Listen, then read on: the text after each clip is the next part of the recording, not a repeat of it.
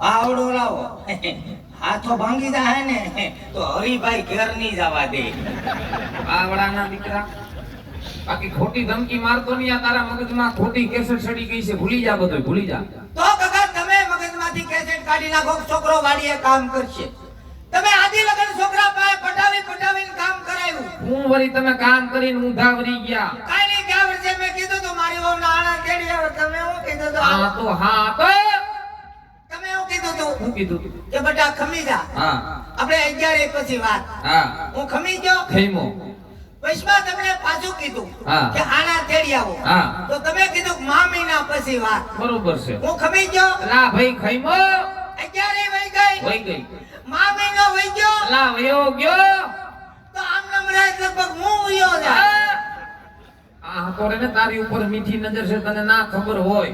તો હમણાં ઉતાણી જેવો તહેવાર હતો. ઉતાણી નું નામ ન લેતો. ઉતાણી ઉપર ખૂબ આનંદ કર્યો, ખૂબ મજા કરી.